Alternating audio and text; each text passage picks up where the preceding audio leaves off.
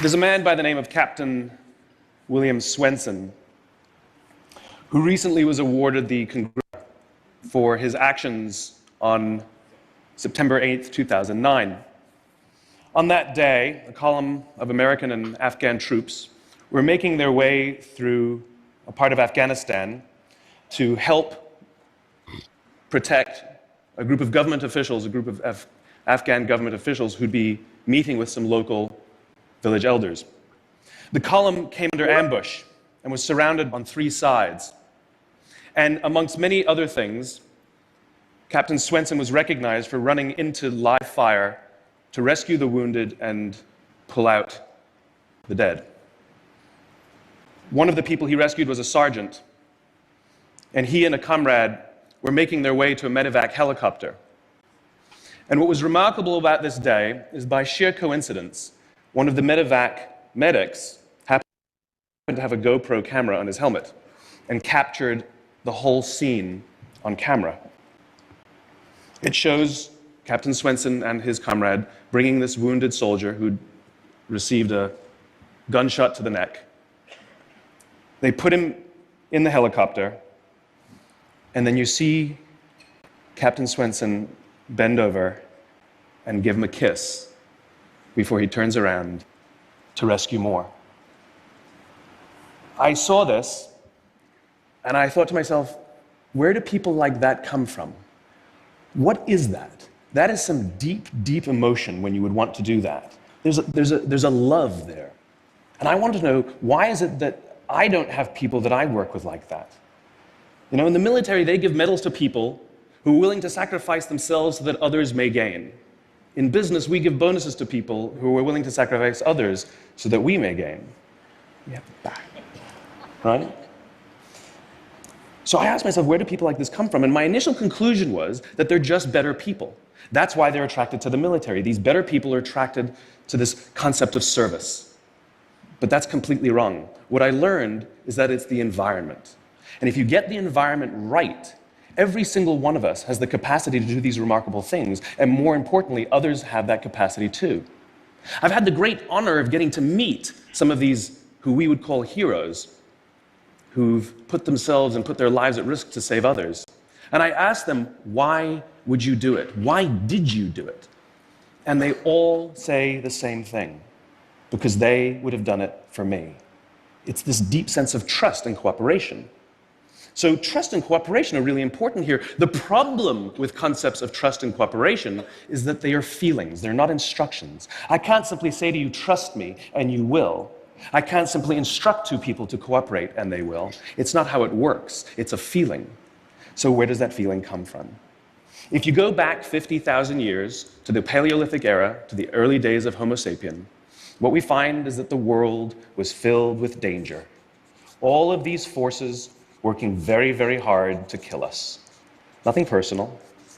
Whether it was the weather, lack of resources, maybe a saber-toothed tiger, all of these things working to reduce our lifespan.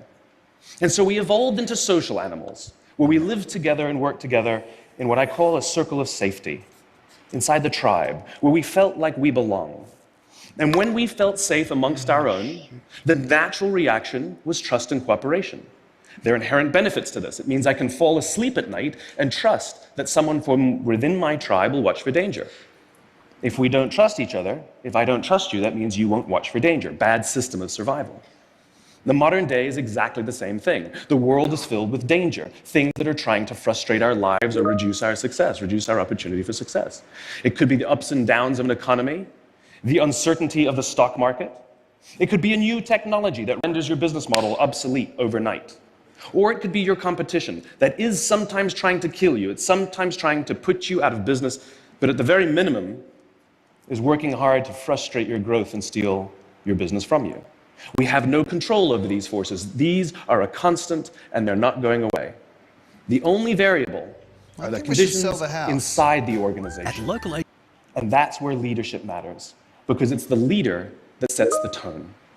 When a leader makes the choice to put the safety and lives of the people inside the organization first, to sacrifice their comforts and sacrifice the tangible results so that the people remain and feel safe and feel like they belong, remarkable things happen.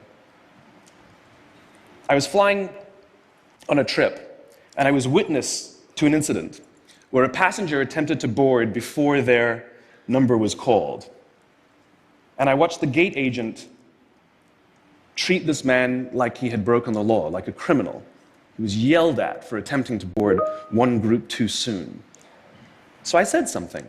I said, why do you have to treat us like cattle? Why can't you treat us like human beings? And this is exactly what she said to me. She said, "Sir, if I don't follow the rules, I could get in trouble or lose my job." All she was telling me is that she doesn't feel safe. All she was telling me is that she doesn't trust her leaders. The reason we like flying Southwest Airlines is not because they necessarily hire better people, it's because they don't fear their leaders. You see, if the conditions are wrong, we're forced to expend our own time and energy to protect ourselves from each other. And that inherently weakens the organization. When we feel safe inside the organization, we will naturally combine our talents and our strengths and work tirelessly to face the dangers outside and seize the opportunities. I'll get you to pause the video there. What we're going to do, I realized that for some people this was frozen, and for some people the video worked fine. So what we'll do is, just as a follow-up for this video, we'll just copy that for you later so you can watch it in your own time. We'll hand over to you again, Kerry. You're just on mute, Kerry. It's only been 4 years of doing Zoom and I still get it wrong. I really am sorry. I think it's we all are experiencing a little bit of unstable connection, I think, at the moment all over the country. So we'll take all that into consideration. The beauty of doing things from home, the beauty of running a webinar. And perhaps that link can go into the chat for people. Yeah, we'll do that. So sure. fantastic. Yeah. Yeah. All right. So I think we're getting the hopefully the gist of that video about, you know, some of the components that is required to form not only a good leader but a supportive team, or a team that feels supported and able to complete the tasks at hand, and confident to go about the duties that they've been assigned. So is there, before we move on to the next group of slides around particular leadership styles, does anyone want to feed anything back that might have stood out from them, from that video clip, if you were able to see it or at least hear it? Kerry, it's Judy. I think the key thing for me was that we are social animals, and that being in a group of people that we feel comfortable with, that we trust, that bring together a variety of skills and knowledge that can be harnessed together to achieve something. But within that circle of safety that is created when you trust and respect others. Absolutely. Good point, and good summary of that particular session, Judy, too. Thank you. Safety and wellbeing, interesting observation in many of... Oh, everyone's jumping up. Sorry, I'll just get some of those up. From Jane, a very interesting observation that in many of our businesses and organisations, our society values the ability to get ahead of people by succeeding at the price of others. Absolutely. Yeah. So it's dog eat dog in, you know, sort of think about the corporate world or professional world. And I think Red Cross is a great demonstration in what I've been able to observe in the field of groups of people who are actually there supporting each other and building each other up, as opposed to trying to bring them down and you know, become the top dog or the top leader and demonstration of things. And I think there's something to be said for the type of people that actually volunteer as a part of Red Cross and to give up their time to go and support others going through a really horrible time. that we all come with a certain set of values and skill sets or beliefs that allows us to be supportive and care about not only the people we're going to assist, but certainly the people that we're working and volunteering alongside. Harder still when centre managers change day to day. Absolutely. More still is needed for team leader to be very adaptable. Absolutely. And I think that is because it's not only the people in Red Cross that we're dealing with a multitude of other organisations and councils and businesses and different people with different values perhaps or perspectives on what the role should be or what their role is, which can sometimes cause some conflict between or some tension between what our role is in supporting people and that human interface, as opposed to some of the businesses that are there to get numbers through or collect the data or, you know, they've got other ideas or other roles within that centre. So thank you for participating in that conversation. As we've said, you know, from the beginning of the day, the richness of today and the learnings are going to be enhanced by sharing of experiences. So thank you for everyone that's contributing to our sessions. I just want to jump in. There was something else about that.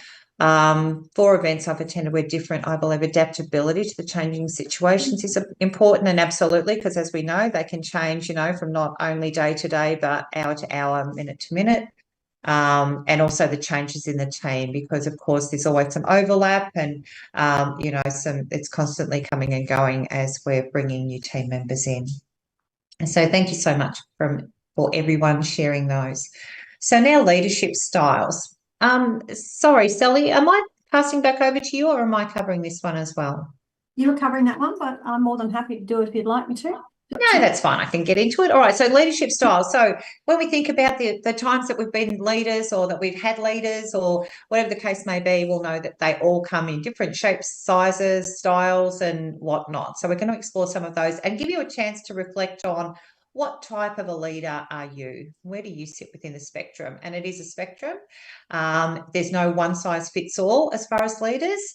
But the first one we're looking at is autocratic. So unilateral decision making, it's top down, orders and direct. So this person is going to come in and they're going to be very directive. They're going to be telling you what to do.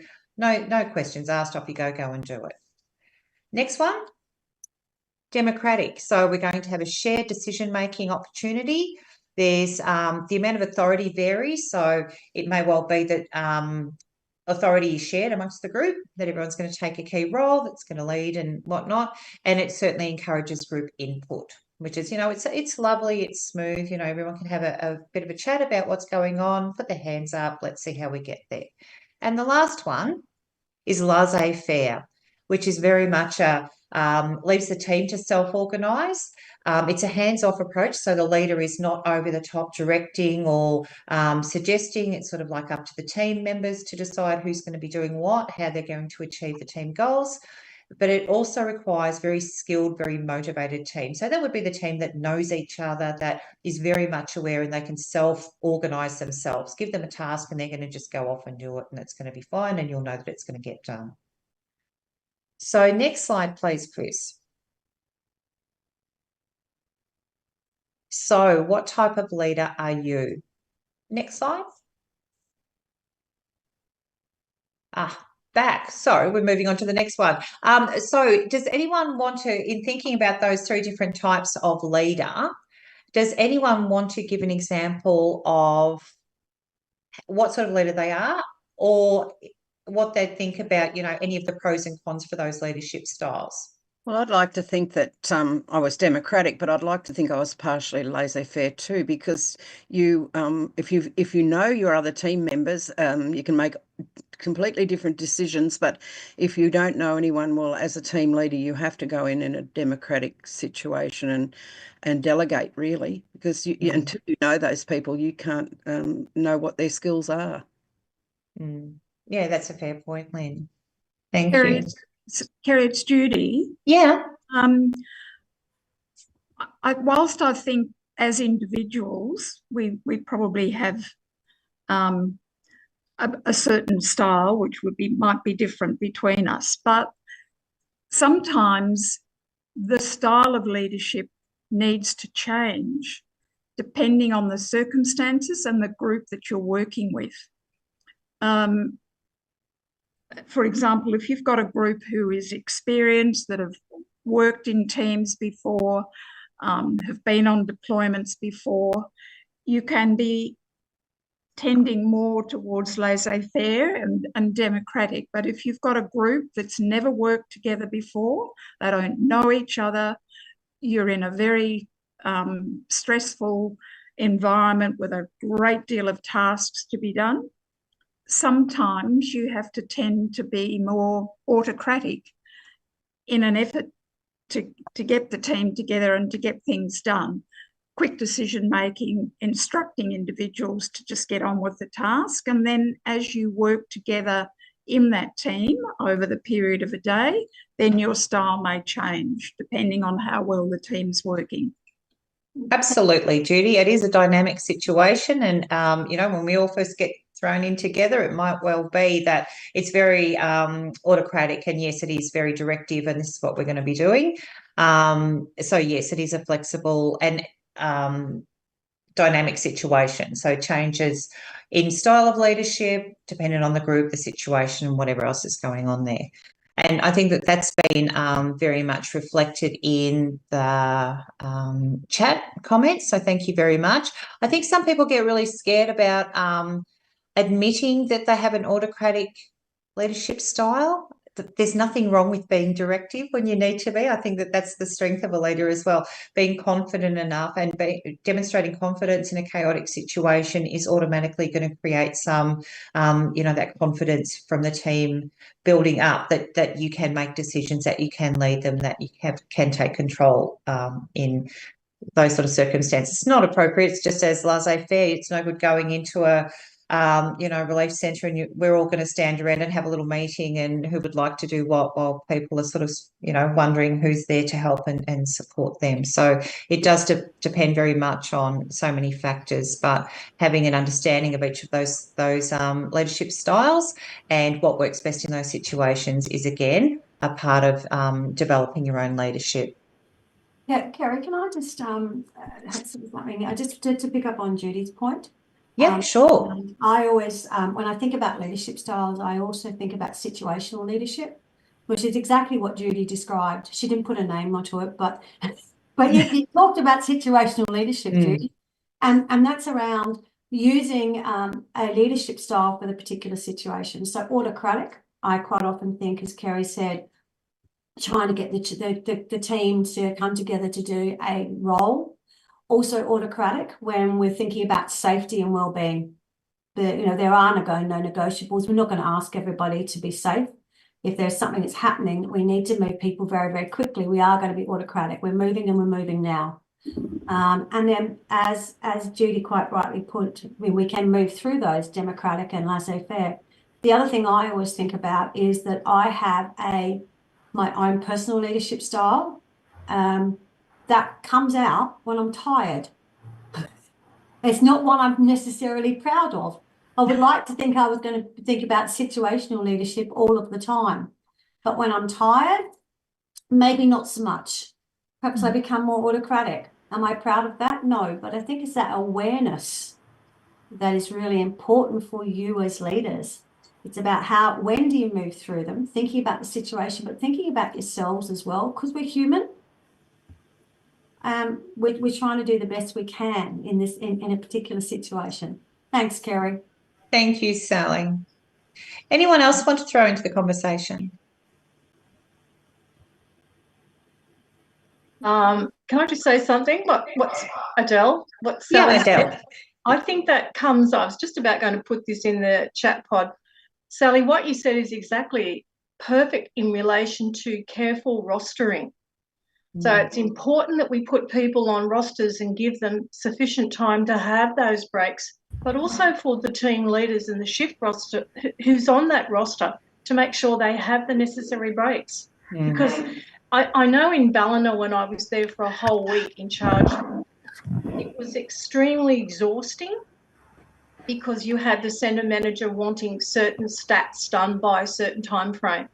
And so you were pushing your team to do things very, very quickly. And, you know, we all burn out. You know, so when you said you get very tired at the end of the day and your leadership changes, I think we're all a bit like that. But when we're under more pressure and we don't know who's working with us at the same time, and then we have a new centre manager coming in the afternoon, that compounds all those anxieties on top of one another, and we do all get stressed and tired. And I think that those rosters are critical to survival and doing our job well from the public's point of view. Absolutely, Del. And I think it's that absolute awareness of our own selves. Well, knowing when we need to have a break. Yes. And knowing, you know, I only have a certain amount of energy for people per day, as my team will tell you. I get to the end of the day and I say to them, I've had enough people in today. Give you a pat. But I know that. So that's that own self-awareness that I've developed over time. So I suppose both Kara and I are saying to you today, do you understand what happens when you get tired? Do you understand what that means for your leadership? Do you understand how that will impact your team? And remember, thinking back to Simon Sinek and that circle of safety. Yeah. Yes, exactly. Exactly, Sally. So the only thing I would add to that is that sometimes your leadership style is inflicted upon you by your team. You know, I've had situations where people don't want to make decisions, they aren't confident, and they want you to be autocratic. And if that's not automatic, if that's not innately who you are, then I've found that a challenge, because I don't like to, you know, to be telling people do this, do that. But I've worked with people, that's what they want. Yeah, so quite often you've got to read their needs as well. Yeah. And quite often they say, just tell us what to do. Okay. Yep. Yeah, especially in the evacuation center management, if there is new team member in the team, and then if like they're always looking to get some of the direct decision or direction from the team leader. So in that situation, a team leader need to make a decision themselves. Yeah. Thank you, Anya. Anyone else? No? Okay, so we're going to move on to the next section. And Sal, I think this one's you. Yep, thank you. I'm going to talk about team building now. So we've talked very much around you as a leader. We've talked about what does it mean to be a leader. We've talked about some of those traits and attributes of a leader. And somebody's just written down versatile. Absolutely. Going back to that last piece. Let's talk about team building now. And I think this fits in really well with what you were talking about, Jennifer, is when do we need to be perhaps more autocratic, when we can think about being more laissez-faire, thinking about that situational leadership again. So it may be the situation, but it may be the team themselves. Chris, can I have the next slide, please? Has anybody ever heard of Tuckman's model for team development? No? No. That's great, because we're going to show it to you today, because we think it's really important. Chris, can I get you to go, just add in? So it comes in stages. First one is forming. Forming is when we get our team together. We get them, they've just been deployed. We've all just been deployed. We meet each other at the airport. And what happens during that particular stage is everybody's excited, especially if this is their very first deployment. They've got lots of anticipation about what they're going to do, how they're going to do it, what does that mean? They've done all this training and now they're putting it into practice. Or they've been a long-time volunteer, a long-time volunteer, and they're wondering whether their team leader is going to be up to scratch. Is the work going to be exactly what they said it was going to be on the pack? This also comes with a bit of anxiety. I don't think I've ever been deployed ever when I don't actually have this little bit of a feeling in the bottom of my tummy that goes, yeah, this is a new one because it's a disaster. We're never sure what we're going to get. We think we know what we're going to get. Angela's smiling at me because I know she's been through this and she's seen this before.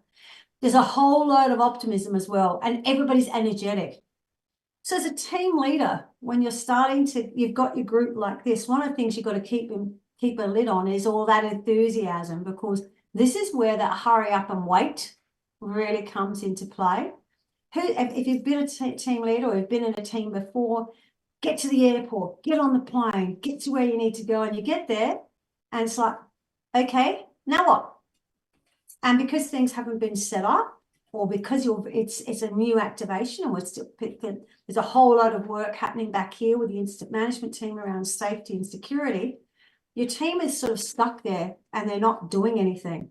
So you as the team leader need to manage their expectation that they're going to go out there and they're going to start saving the world right now. And that's where you need to have a good understanding of what we mean by hurry up and wait. Anybody ever heard that term before? Absolutely, yeah. Yeah. It's the hardest thing. That's when you say to people, did you bring your iPad? Did you bring your book? Get to know each other, run a team game, but anything to keep them, because we want them to maintain the enthusiasm, but we also want them to understand that things may not happen as quickly as they first thought. So that forming stage is really important for you as a team leader. It's also the time you start to introduce in your own mind and then with the team that circle of safety that Simon Sinek was talking about. Can I have the next one, please, Chris? Storming. Let's have a look and see what storming means. All right, we've been on the ground now. It's a bit dirty. The beds they were promised aren't there. They're now having to share. The work they thought they were doing wasn't the work they're now doing because things have changed, because, as you know, everything's ever-changing, a disaster. And there starts to have to be some competition. And quite often this competition is not because people believe they're better than the other, but people come with a variety of skills and experience. So I think it's around people having a bit of an understanding about what does that mean? How do they use their skills and experience? So you have some of your team members say, I can do that. Oh, no, but I can do that. Pick me. You have those sorts of things. And then people become quite frustrated with the system, because sometimes the system works very, very slowly. And I'm not just talking about the Red Cross wheels, I'm talking about disaster and relief and recovery efforts sometimes are very slow. And as a result of that, people become quite dissatisfied. I've given up some time, really important things in my life to be here, and all I'm doing is this. And that's when conflict can occur as well. And conflict quite often is around, could be with you as the team leader, but it's more often between your team members. So there's that conflict as people are almost jockeying for positions within the team. And of course, we've never seen any of that in Red Cross teams, that storming component, have we ever? Next one, please. Storming. We like this one. This is where people start to understand what those shared goals are. This is where people need to have a good understanding of what our role is in this particular activation. They need to understand what those 7 fundamental principles are. What is our role? Is to provide psychosocial support. It might be in a recovery centre, it may be in an evacuation centre, it might be in a relief centre. But getting people to have an understanding of what our shared goals are, because people then will go, okay, I know how I fit into the bigger picture. We may be only doing this part of the operation, a very small amount, like providing outreach, but behind the scene is a whole load of other teams doing different pieces to meet the needs of people who've been affected by a disaster. And this is where you get that cohesion. This is where you'll start to get people having clarity around their roles, and people will start to cope with the fact that the bed they were promised they're sharing with somebody else, or it's on the floor. Again, I've never had any of this happen to me. On the floor, and you don't have a pillow, and you're fighting for a blanket. And then, of course, acceptance comes with that. Now, we hope nobody ever goes out and has a bed. But again, we don't always know that. Anybody ever been on deployment where they've got to the airport, they've arrived at their location, they still don't know where they're staying overnight?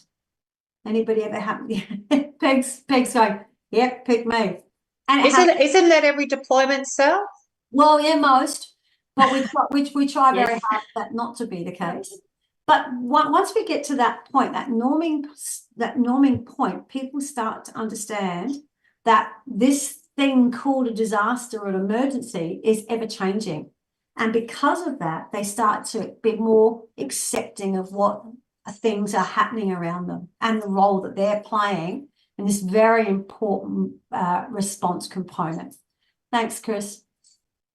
Next one is performing. We like this one. This is where we've got teamwork, we've got cohesion, we've got performance, cooperation, and trust. I think this is the one we're all waiting for. We want that to happen. Now, I think it was Adele who said earlier in the morning where she said it's great if we know our teams, get to know our teams. Unfortunately, in Red Cross, we don't always deploy full teams. So you as a team leader are having to understand where people's experiences, what their skills are, what makes them tick, the way you're going to have to talk to them, because people taking information in very different ways. So this is the sweet spot. And this usually happens around day 1.5 if we've done the other stuff really well. They're working cohesively as a team. You've got that team cohesion. Everybody understands the role. Everybody understands what's expected of them. And this is where you see some really good performance from your team as well. This is where you get that cooperation and trust. This is where you really see that circle of safety working really, really well. But for those last 3, you're doing a lot of work. So in the forming storming, you are doing a lot of work. You're really working as an autocratic leader, you know, because they need that support. They need you to give them the information and the support they need to get to the norming and performing stage. So during the norming, it's very much democratic. People are starting to say, deciding who's best at what, and they're starting to say, oh no, you do that, you've got better skills in that. So you're allowing them to make decisions on who does what within the team. Performing component is where you start to allow them to almost, you're using a laissez-faire leadership style. They know what to do. They get to the area where they meet every day, and you'll find people starting to pack the bags if you're going out on outreach, making sure they've got all the snacks. And really, you're just there as another person, because they all know what their role is and they all know what they need to do. That's where you want to get to. All right, and the last one, please, Chris. I find this one really interesting, which is the adjourning component. This is where people are leaving your teams. So, and it happens a lot within emergency services because we only deploy for a certain amount of time, work 4 days, as a general rule, travel either side. And so what starts to happen around the second to last day is that people will start to reflect on what they've done, reflect on the fact that they'd really like to stay and do more, and then anxiety about the fact that they're having to leave, and there's still so much to do, and who's going to do it if they're not there? And then they might start showing some signs of dissatisfaction about the fact that, yes, we are going to send them home, and that, you know, what they thought was really good maybe was not so good after all. And this is where you might find them starting to show some negativity, because they're starting to get tired anyway, and they're starting to say, well, if we had done it this way, we would have had it over and done with by now. And the last one is grief, which is really quite bizarre. Anybody ever been on deployment and on their last day felt a bit of grief because they were leaving people who had been so badly affected by a disaster and felt that there was so much more that they could do? This is where you need to start coming back and being a democratic leader as well, and pointing out to them that there is so much more that they can do, and they've got family and friends waiting for them when they get home. And this was just a small part of their lives. This is a really important part as they're working, but it's only a small part of their whole being. So again, you go from the autocratic right the way through, and then you may find yourself being autocratic at the end. But as I said earlier, you put a line under all of them and use situational leadership, because people will move through these stages at any time. And as Chris has got put right the way down the bottom there, leader directs, leader coaches, leader facilitates, leader delegates if need be, and then the leader supports. Did you know there was that much work to do as a leader? Just putting it out there. Because there's a lot we need to do as a leader. All right, we're going to have a quick look at a scenario. So I'm going to have the next one, please. Chris. Oh, thank you. Oh, look, I've just been through that. Wonderful. Thank you, Chris. Introduce the team, learn about them.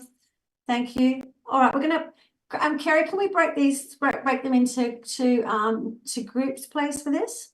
Sure. Did we want to take a quick break, or Yeah, is there something built we can in? have a quick 5-minute break, and then we'll come back, break you into teams, into groups, and we've got a scenario for you to look at. So can I suggest it's a 5-minute break, please? 5 minute, whatever time that is at your house, it's 5 minutes from now. Okay.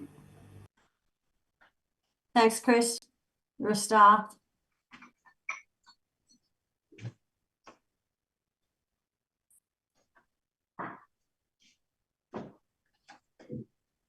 Interesting point. I've got to go for a comfort break myself. Back in a minute.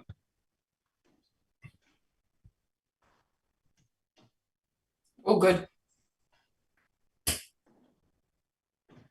Me too. I'll see you back soon.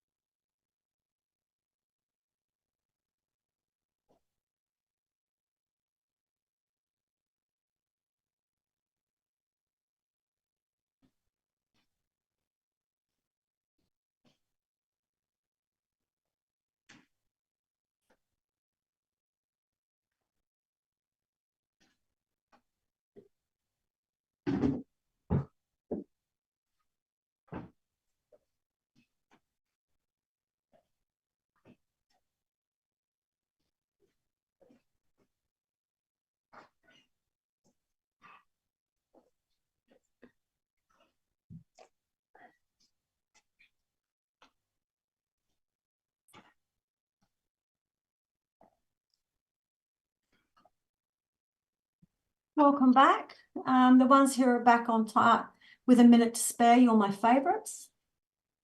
Just putting it out there. Those people who don't get back in a minute are not my favourites. No, just joking. And Jani, you've heard me say that before. I know you have. I'm here at home, so sometimes my daughter can disturb me. But she's cute. We like her. Thank you. All right, welcome back. We've still got, I make it about 30 seconds. Not that I put a timer on or anything.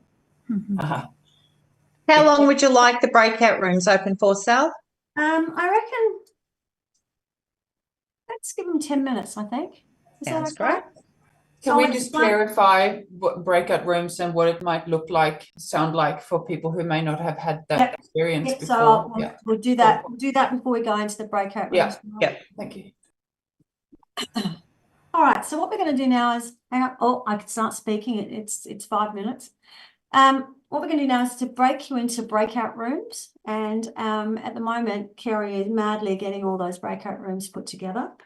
We're going to show you a scenario. So I will get you, once the scenario comes up, you might want to take a picture of that scenario with your phone so that when you go into your breakout rooms, it will be there, but it may be slight. You might not be able to find it. It's easy if you take a picture of it now if you'd like to.